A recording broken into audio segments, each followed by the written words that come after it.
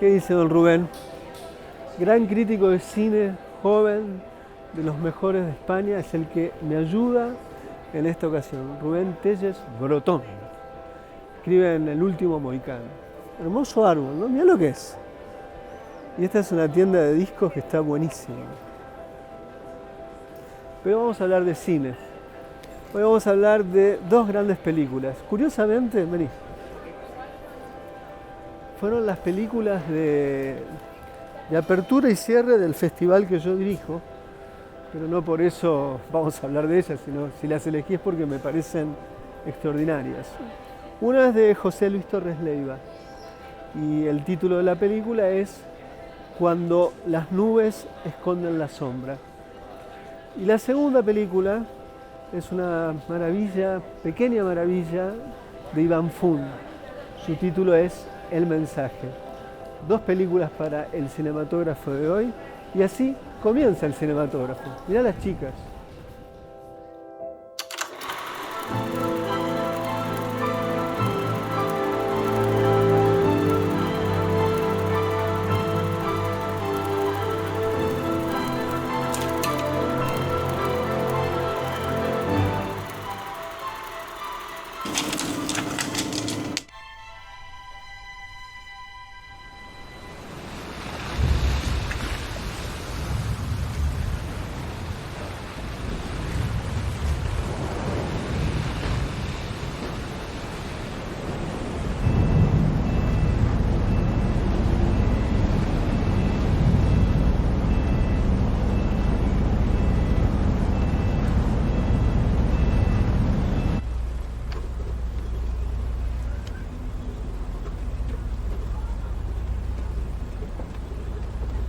Disculpa, ¿me podría sentar aquí? Sí, sentate.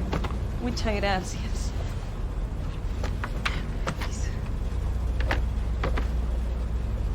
Permítame, Perdón, perdón yo.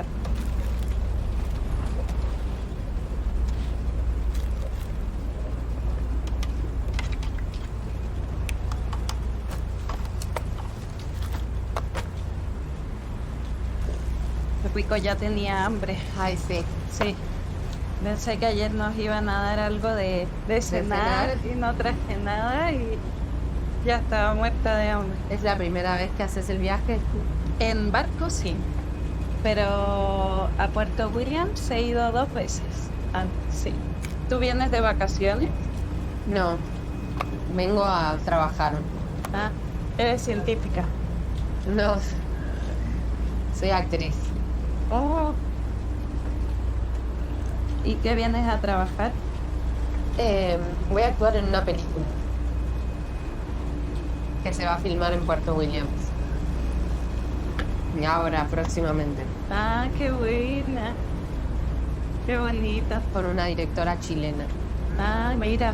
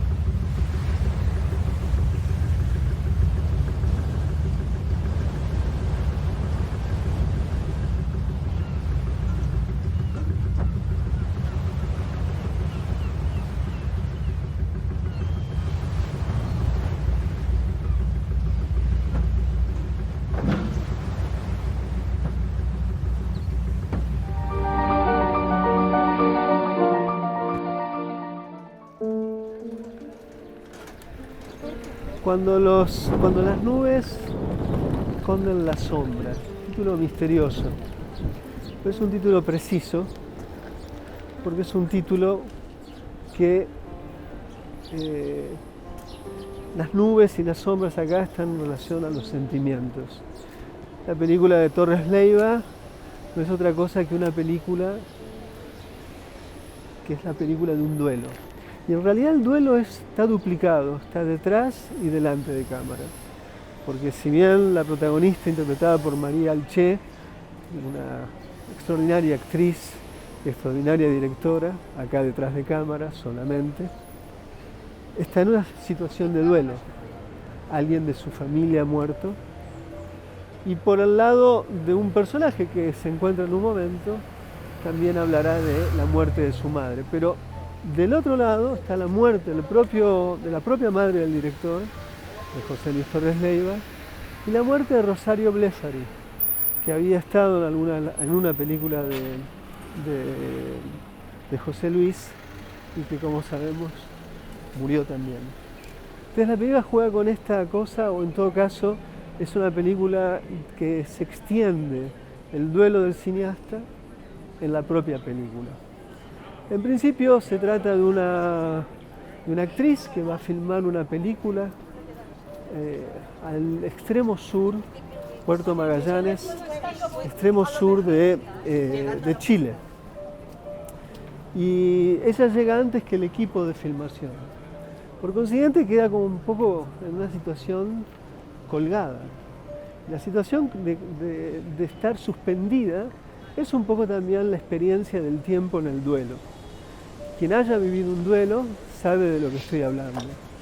Es una sensación de disociación respecto de los tiempos de la vida cotidiana con sus ritmos y sus fijas tareas y ritos, respecto de una conciencia, la del duelo, que no consigue nunca estar, o al menos por unos días, mientras que se está en la experiencia del duelo, en la relación del tiempo con respecto del tiempo del mundo.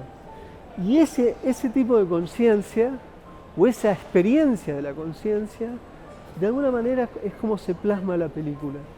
Porque la película tiene esa experiencia del tiempo en su puesta en escena.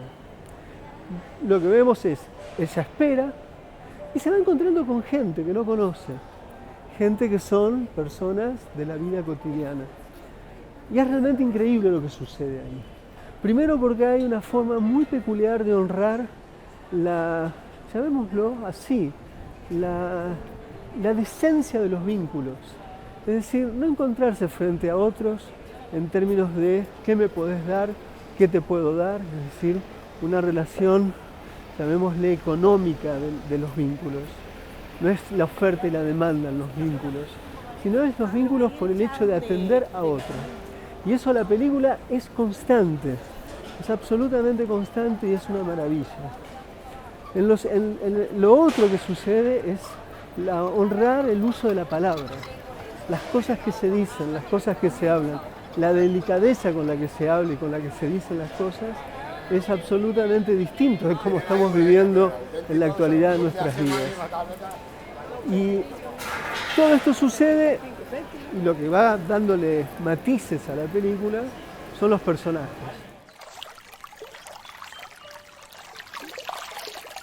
Y ahora uno se escondió acá. ¿Qué sacaste ahí? Hay unas larvas de mosca y hay unos bien interesantes que son las efímeras. ¿Se llaman efímeras porque viven poco? Sí, exactamente.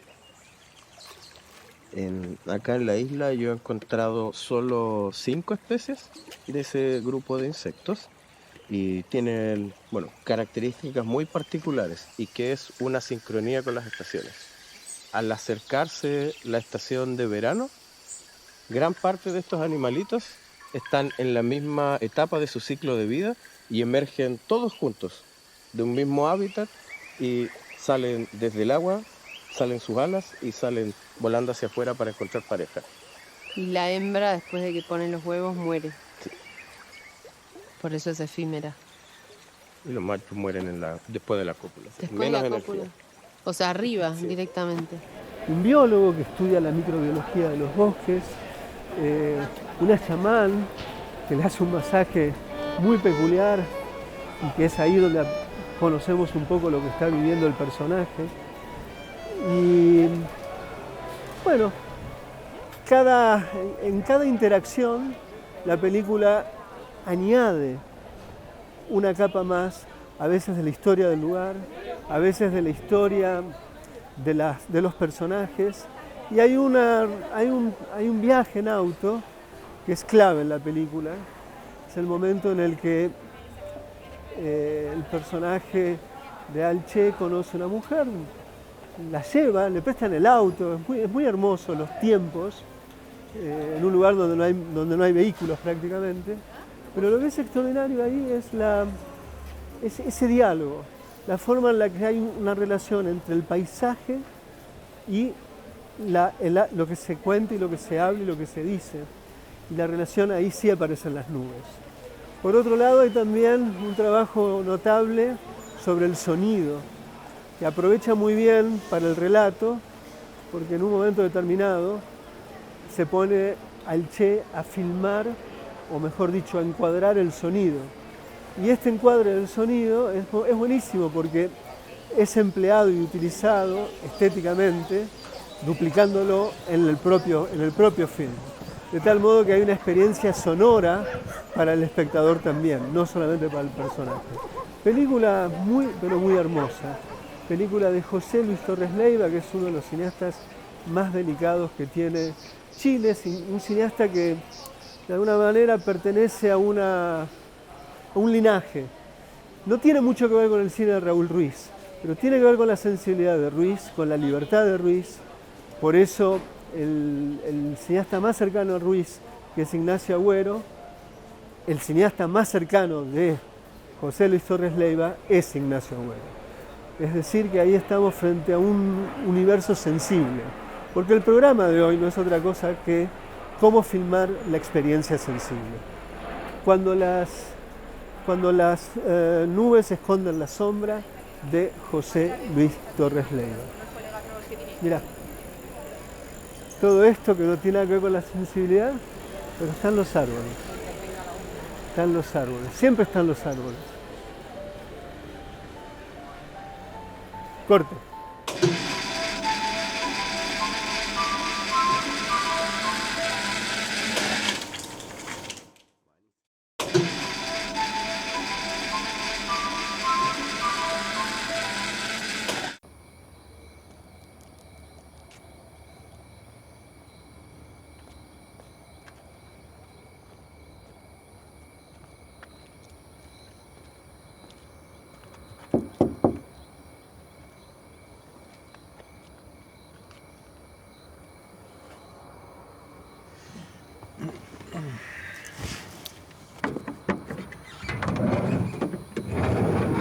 Buenas noches. Disculpe que le moleste, pero me enteré que andaban por el pueblo y estoy medio preocupado por mi tortuga. Y como no tengo un turno, me atreví a venir a molestarlos, no sé. Bueno. Si la nena me podrá atenderla. Espéreme un minutito. ¿De acuerdo? Tipo una tortuga. ¿Lo podemos atender?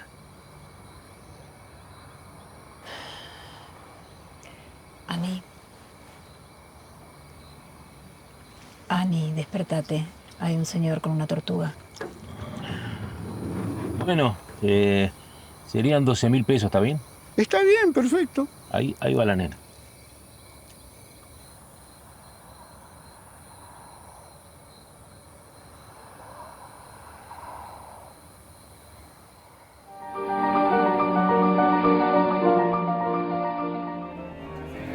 El mensaje había arrancado en el Festival de Berlín, tuvo uno de los premios clave, el premio del jurado. Es una película que de alguna manera cierra lo que podríamos decir la trilogía de la infancia de Fun. Vendrán lluvias suaves, era una, la otra Piedra Noche, que fue la segunda, y con el mensaje de alguna manera culmina una obsesión del cineasta por filmar no tanto la vida de los niños, en todo caso sí la vida de los niños, pero tratando de reconstruir la experiencia de la infancia a través de la cámara. Hay dos maneras de filmar la infancia, una imaginándola y otra es ver en qué lugar de uno, en qué lugar de la propia biografía de uno, la infancia permanece como un discurso mudo. Esta es una idea muy hermosa que estaba en un filósofo llamado Lyotard. La infancia como una lengua que está plegada en la lengua. Y en este film, el personaje de Anika tiene una peculiaridad, y acá hay que hacer una salvación, que decir algo. Que una niña crea y esté convencida que puede leer y puede leer el alma de los animales y comunicarse con los animales, bueno, está muy bien porque es una niña. Otra cosa es si uno es adulto y cree que es capaz de hacer eso. Si fuera ese el caso, estaríamos frente a una película que apostaba sobre la superstición. Pero no, apuesta sobre otra cosa. En todo caso, es una experiencia que la niña entiende o cree que lo puede hacer. Es cierto que la película, y este es uno de los temas que Funes es muy consciente, es cierto que la película trabaja sobre ese tema y es un tema bastante singular porque se dice que ese don de telepatía natural lo tiene desde que, no solamente la niña, sino desde que nació, sino que es una especie de don de la familia. Y además vemos que hay alguien, que después vamos a entender que es la abuela, que junto con el abuelo administran esta capacidad de lectura de la vida de los animales y trabajan y cobran por eso. Hay una lectura allí que se puede hacer, para mí capciosa, de uso de, digamos, de explotación infantil laboral, cosa que no tiene nada que ver con la película, pero es bueno decirlo para alertar y arrancar y tirar de un plumazo esa lectura capciosa. La película pasa por otro lado. ¿Y por qué pasa por otro lado? Hay algo, son dos momentos nomás, que la película se traslada, se mueve el lugar de la acción a un psiquiátrico de los tantos que hay perdidos, donde la gente que no puede sostener su propia vida, terminan allí viviendo. Bueno, ese es un momento clave de la película, porque la persona que está ahí es la madre de la chica. Es decir, que hay un costo por ese tipo de concepción mágica del mundo. Hay algo ahí de la insanía que aparece. O sea que ese es un muy buen contrapunto que la película propone. Más allá de eso, la película tiene que ver con lo que suele suceder entre las personas y los animales. Quisiera evitar usar la palabra mascotas, porque lo que sucede con las personas, con los animales, está más allá del concepto de mascota, que es hacer de los animales una mercancía. La película va por otro lado. Seguime por acá. Y en ese sentido, vamos a cruzar, vení. Yo te guío, no te vas a morir. En ese sentido, la vida animal cumple una función muy distinta, porque tiene que ver con la soledad de las personas, de muchas de las personas. Entonces es muy hermoso, porque vemos que la niña va y atiende un gato, atiende perros. Hay un momento que van a un cementerio de animales, incluso se puede comunicar con los animales muertos. Dicho así suena como un disparate. En la película es absolutamente orgánica. El film de Fu está filmado en blanco y negro, de decisión interesante, pero lo más interesante es interesante porque genera una suerte de distanciamiento y además le da un tono no de nostalgia, pero sí ligeramente tristón, que lo necesita, porque es una película sobre pérdidas y también sobre ausencias. Ese es uno de los puntos de la película. Hay algo que siempre le importó muchísimo al crítico André Bazin, que era cómo filmar los animales, cómo filmar la experiencia real con los animales. Con el montaje se puede engañar y también se puede engañar con animales que no existen, que son digitales. No es el caso. Hay una escena en esta película que es con un carpincho. Es una escena extraordinaria porque se da eso que Bazin habló o alguna vez entendió como clave del realismo cinematográfico, lo que él entendió como lo que él llamaba el montaje prohibido. Es decir, si en una escena un animal y una persona, siempre él pensaba en Chaplin, en la famosa escena del circo, donde Chaplin queda con un león en una misma jaula. Él creía que la fuerza de esa escena era que realmente estaban en el mismo espacio-tiempo. Pues bien, Fund en esta película hace exactamente lo mismo. La escena que está con el carpincho a la niña, yo le pregunté a Iván, ¿es verdad lo que filmaste ahí? Sí, el carpincho estaba ahí. Y efectivamente hay un plano donde vemos desde atrás del carpincho está el animal y vemos hacia el fondo del plano a la niña que están en un encuentro. La película está constantemente jugando con esas escenas entre lo real de esos encuentros y esta dimensión, llamémosle metafísica, de lectura del alma de los animales, que, vuelvo a insistir, tiene que ver sobre todo con una cualidad sensible respecto de la pérdida, respecto del lugar afectivo que tienen los animales. Es interesantísimo lo que ha hecho Fund en estas 3 últimas películas con niños. Son 3 películas muy distintas. Cuando uno piensa en cómo vendrán lluvias suaves, de inmediato es una película que trabaja sobre un concepto de ciencia ficción y sobre la voluntad de creer, que este es el gran tema de las 3 películas, tanto de Piedra Noche como como Vendrán lluvias suaves, como El mensaje, que tiene que ver estrictamente con qué significa creer, cómo filmar la creencia, cómo filmar el acto de creer. Cuando creemos, no creemos que creemos. Y eso es lo que filma, de alguna manera, en las 3 películas por distintas vías. En un caso a través de una pérdida concreta, con la idea de un monstruo que está por ahí, en un lugar muy peculiar, cercano al mar.